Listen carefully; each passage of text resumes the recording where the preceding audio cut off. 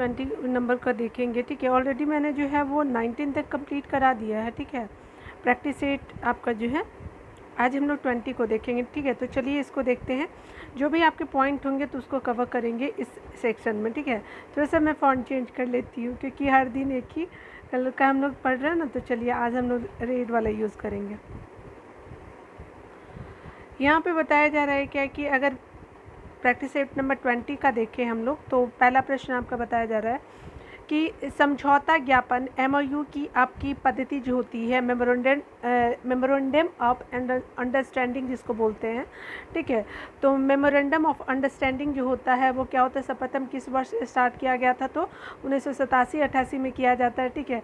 और जब भी आप प्रोनाउंस करेंगे ना तो थोड़ा सा इंटरप्ट हो जाता है, तो माइंड नहीं करेंगे, ठीक है ना।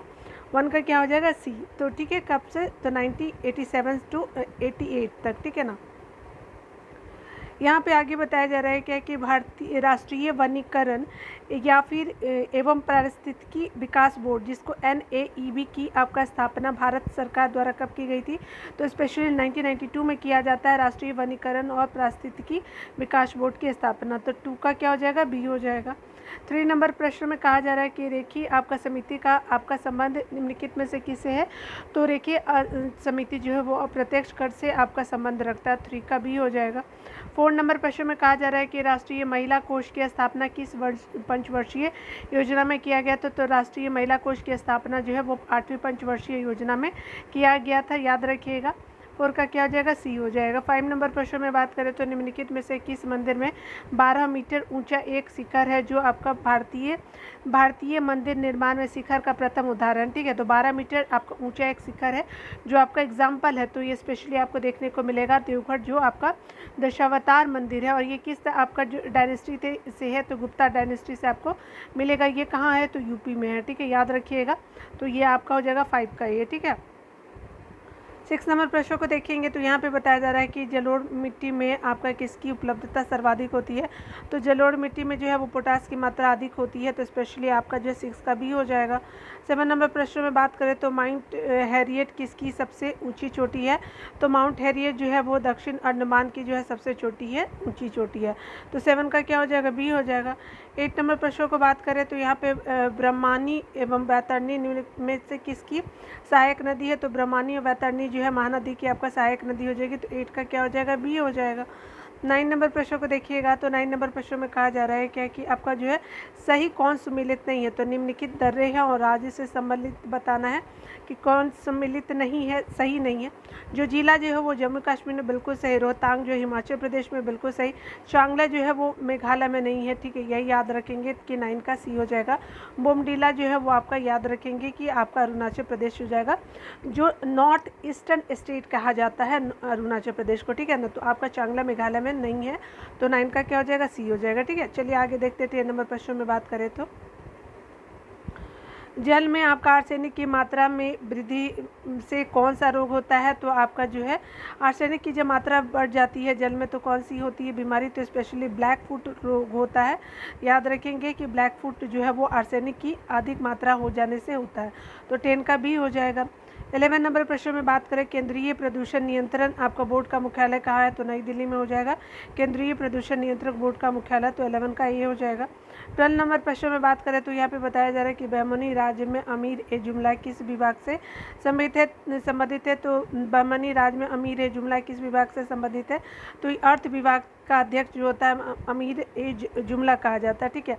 और स्पेशली क्या था, तो ये आपका बहमनी राज्य में ये आपका उपाधि मतलब एक तरह का डिपार्टमेंट था, ठीक है, क्योंकि विभाग बोला जा रहा है तो क्या हो जाएगा, अर्थ विभाग हो जाएगा।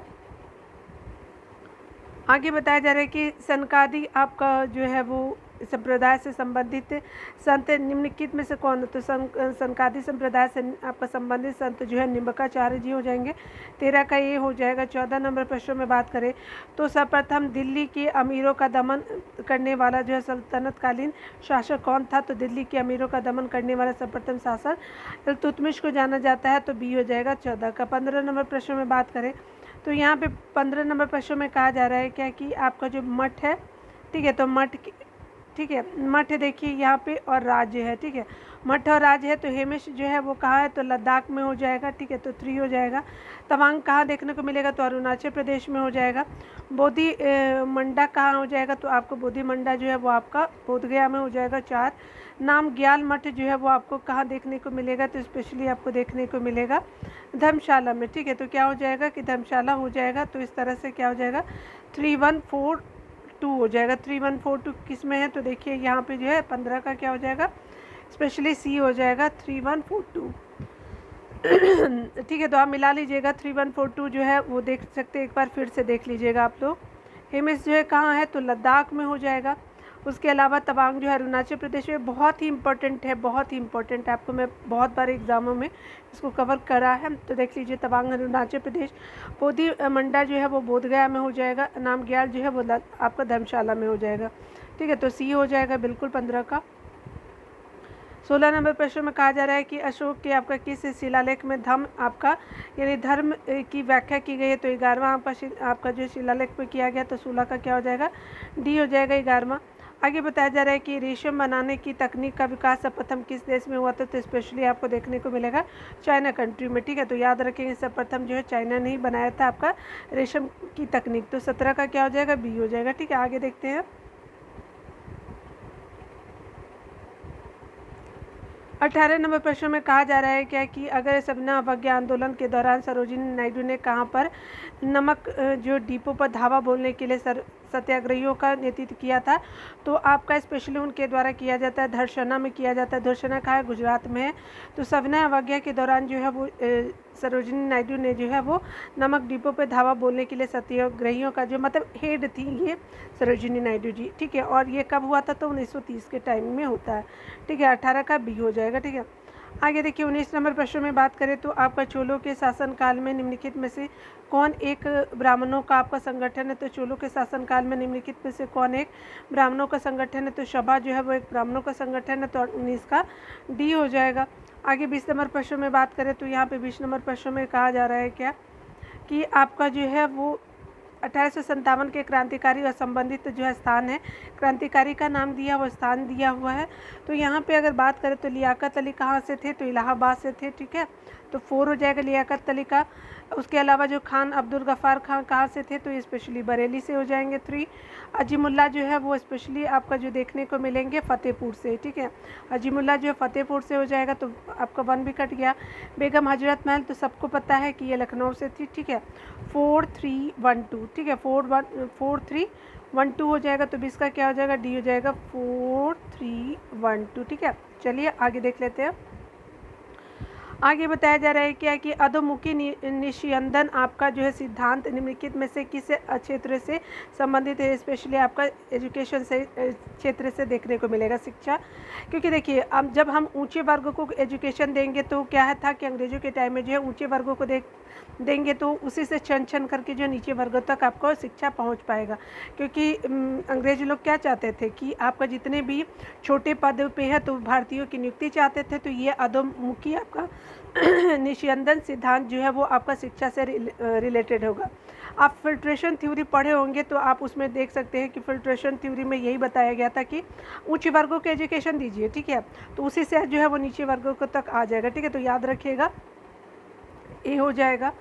22 नंबर प्रश्न में बात करें तो 1872 में ईस्वी में नेटिव मैरिज एक्ट को पारित कराने में जो है महत्वपूर्ण भूमिका निम्नलिखित में से किसने आपका निभाई थी, तो नेटिव मैरिज एक्ट जो 1832 में आता है, तो स्पेशली भूमिका किसकी रहती है, तो 22 का क्या हो जाएगा, ए हो जाएगा, केशव चंद्र सेन जी हो जाएंगे, ठीक है। आप लोग हो सकता है ईश्वर चंद विद्यासागर मारे, लेकिन आपका केशव चंद्र सेन हो जाएगा, 22 का ए हो जाएगा।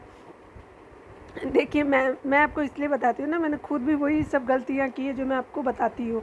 निम्नलिखित में से कौन सा घटना सबसे पहले हुआ था, तो ये स्पेशली अगर बात करें तो रॉलेट एक्ट पहले आता है, ठीक है। उसके बाद क्या होता है कि अमृतसर का उसके बाद होता है जलियांवाला बाग कांड होता है, ठीक है। तो याद रखेंगे सबसे पहले जो है रॉलेट एक्ट आता है 1919 के टाइम में, ठीक है, ए हो जाएगा 23 का। 24 नंबर प्रश्न को देखिएगा तो 24 नंबर प्रश्न में कहा जा रहा है कि भारत की संविधान सभा का गठन किसके प्रस्ताव पर किया गया, तो कैबिनेट आपका जो है मिशन के प्रस्ताव पर किया गया था 1946 के टाइम में, ठीक है। तो याद रखेंगे आपका 24 का क्या हो जाएगा, बी हो जाएगा। 25 नंबर प्रश्न की बात करें तो निम्नलिखित में से मैकियावेली के लिए जो है वो सरकार का कौन सा रूप आदर्श है। तो निम्नलिखित में से मैकियावेली के लिए जो सरकार का कौन सा रूप आदर्श है, तो गणतंत्र का जो रूप आदर्श है, ठीक है। तो 25 का क्या हो जाएगा, ए हो जाएगा।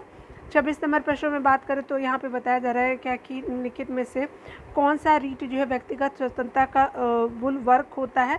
तो व्यक्तिगत स्वतंत्रता का बुलवर्क अगर जाना जाता है तो ये बंदी प्रत्यक्षीकरण होता है कि शरीर के साथ उपस्थित हो, ठीक है ना, तो सशरीर उपस्थित हो, ठीक है। तो बंदी प्रत्यक्षीकरण है, ठीक है, यानी आपका जो है 26 का डी हो जाएगा, ठीक है। आगे देखते हैं।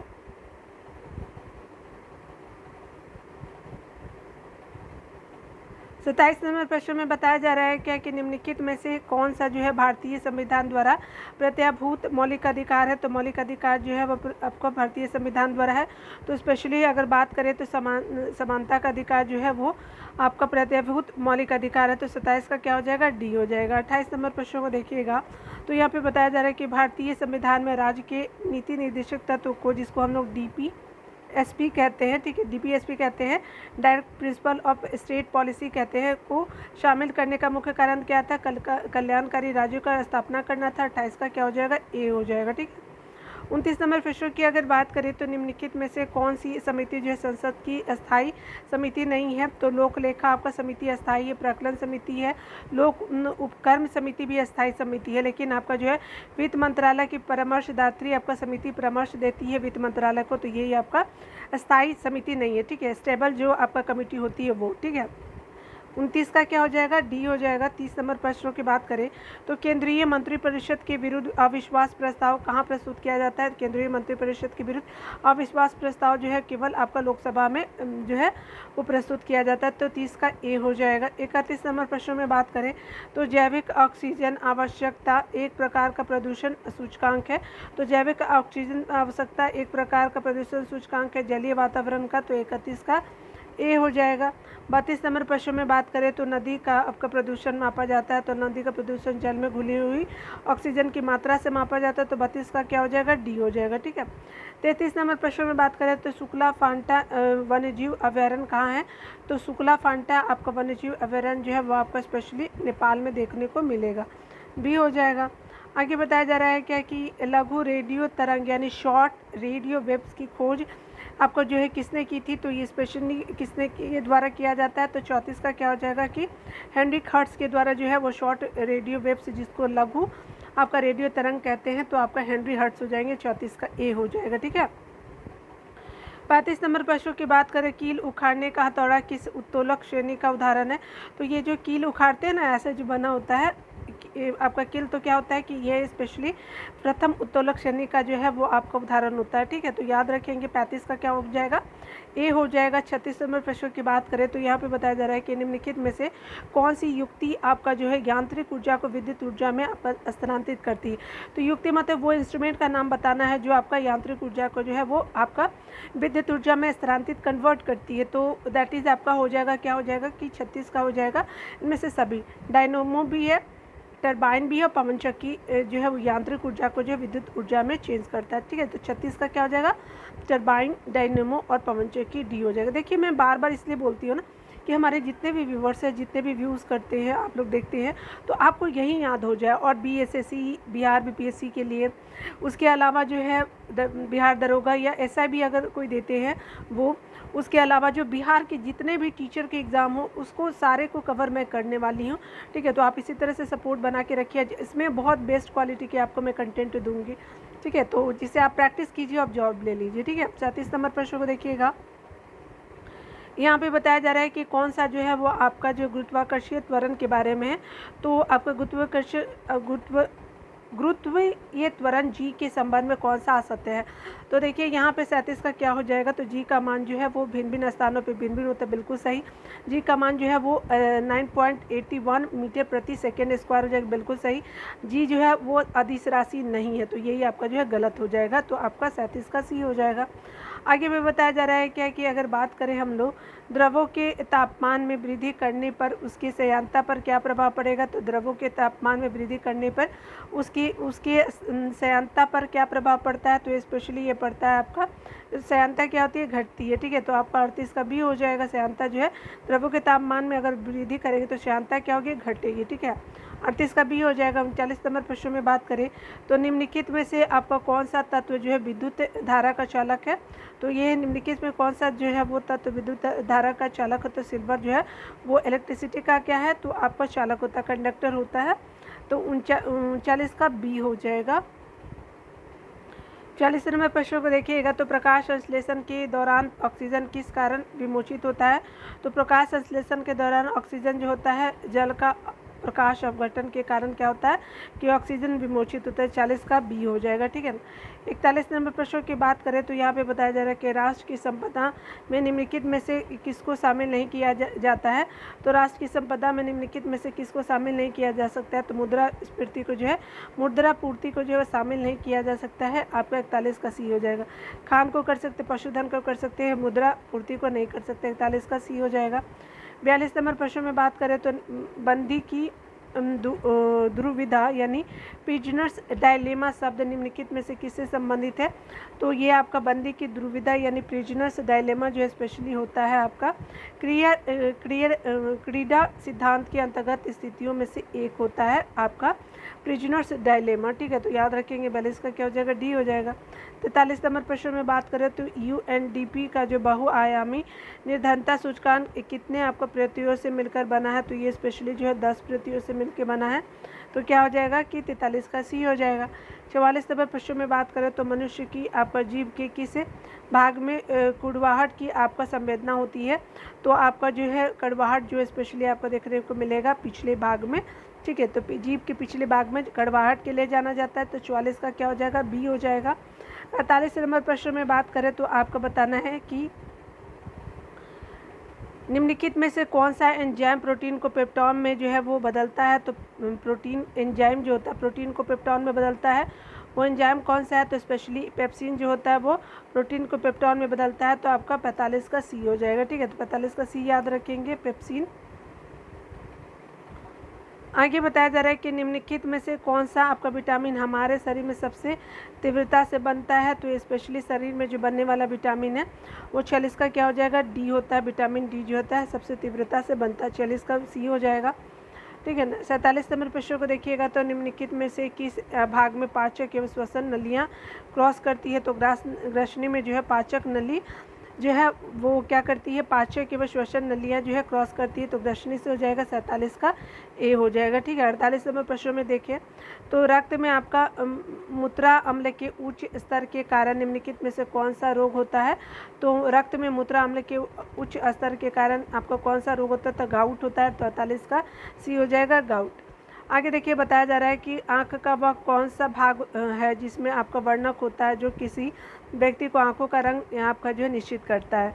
तो आपका आँख का जो कौन सा भाग बताना है कि जो जिसमें वर्णक होते हैं कलर के लिए जो होता है तो आँखों का रंग उसी से निश्चित होता है। तो आपका जो है आइरिस की वजह से जो होता है आँख का आइरिस जो होता है ना उसके कलर के लिए यूज़ करते हैं, ठीक है। याद रखेंगे। 49 का क्या हो जाएगा, सी हो जाएगा।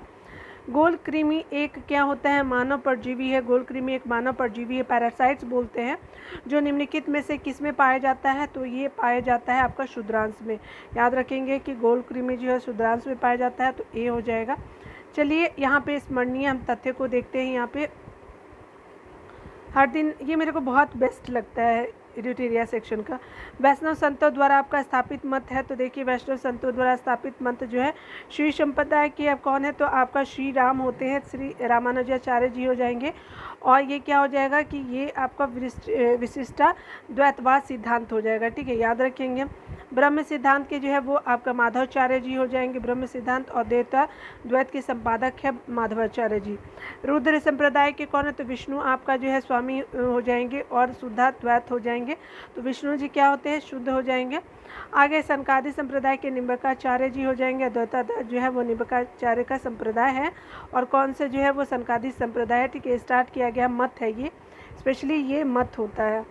आगे बताया जा रहा है कि प्राचीन आपका मंदिर और उनके निर्माणकर्ता, तो देखिएगा मंदिर है और निर्माणकर्ता कोणार्क का जो है सूर्य मंदिर, यानी उड़ीसा में जो आपको कोणार्क सूर्य मंदिर देखते हैं, तो ये आपका नरसिंह वर्मन प्रथम के द्वारा है। तो नरसिंह प्रथम के द्वारा आपका बनवाया गया है। कांची का कैलाश मंदिर जो साउथ में है, तो कांची का कैलाश मंदिर जो है वो नरसिंह वर्मन द्वितीय के द्वारा बनाया गया था।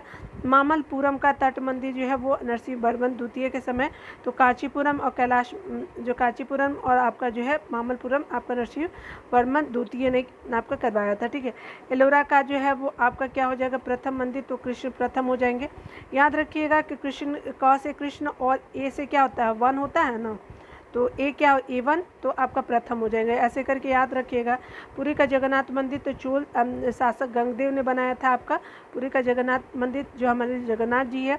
उड़ीसा का आपका जो है लिंग मंदिर है जो बनवाया गया था यायती केशरी के द्वारा आपका बनवाया जाता है। तो याद रखिएगा, भूलिएगा क्या, तो आपका याद रखिए कांची और मामल्लपुरम जो है आपका नरसिंह वर्मन द्वितीय दोनों, एलोरा जो है वो कृष्ण प्रथम हो जाएंगे।